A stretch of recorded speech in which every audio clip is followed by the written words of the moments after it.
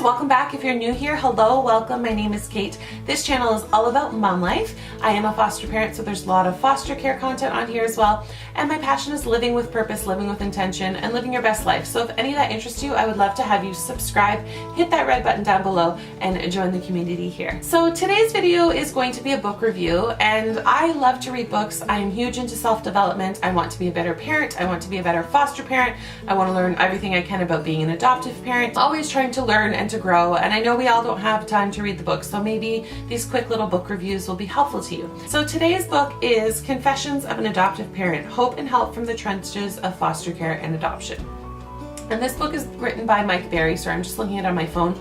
In my minimalism journey, one of my new rules is to bring no more books into my house. I read them on my daughter's little tablet. But if you don't know who Mike Berry is, Mike Berry and Kristen, I believe is his wife's name, they run a blog called Confessions of an Adoptive Parent. They have adopted 6 kids, and they have dealt with some very difficult diagnoses, difficult behaviors, and as he mentions in the book many times, he is right there in the trenches with you or with us. I found I couldn't relate to a ton of it because his kids are all older, and he has dealt with a lot of the things that I may deal with in the future, but at this point in my foster parenting journey I have not dealt with yet. I do foster kids from 0 to 4, really 0 to 2 in the past couple of years. So I deal with a lot of the little stuff and how to deal with all the little emotions, where in this book he's helping and sharing how to deal with all of the big emotions and the big behaviors and the diagnoses.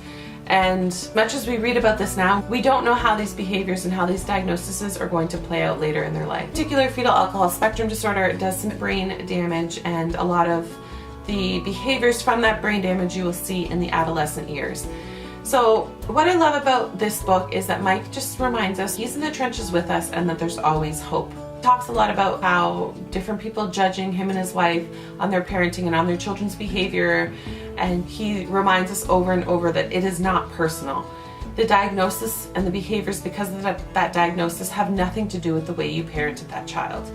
So I think it's just a really helpful reminder to us, and it does. It's a very good book if you're looking for hope, if you're feeling kind of lost and you're feeling like the situation is out of control and the situation is hopeless and there is no hope. I think it's a really great book for you to read. If you're dealing with attachment disorders, drug-related, fetal alcohol, if you're dealing with any of that, Mike and his wife have been there. They have gone through it. They have seen and dealt with some very difficult things. They see hope on the other side of it, and they have seen some major changes, and some changes they haven't seen yet. They know they're coming, and they know that there's hope in the future. And you can pour and pour and pour into these kids as much as you can and not see for years the fruit of that. But there's some really beautiful and inspiring stories in here about the fruit of what foster parents did and how they treated these kids and what they did for these children. They never saw any of that come to fruition, but later on, 20 years later in life, you know, an old foster child got back in contact with them and told them what an impact they made. And you know, I think sometimes it's easy for us to feel really bogged down and weighted down by the hard emotions and the hardness and the brokenness in foster care and adoption.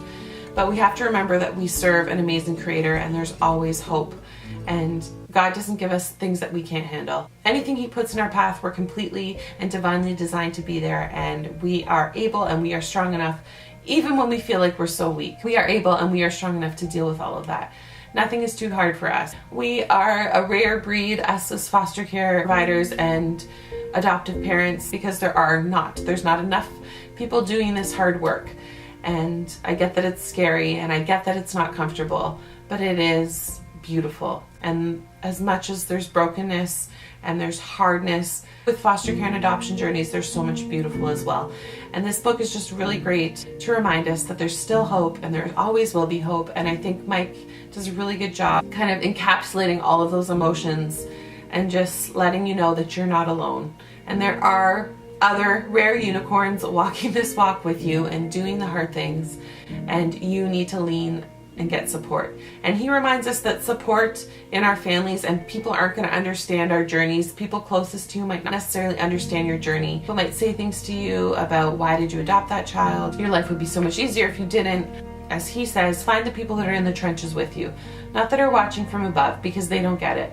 The people that are in the trenches with you are the only ones that will truly get it. And that's why I'm so passionate about building a foster care community, because I know how isolating it can be, I know how hard it can be, and I feel like after reading his book, I have only gotten to the tip of the iceberg with some of the things that I may have to deal with later in life.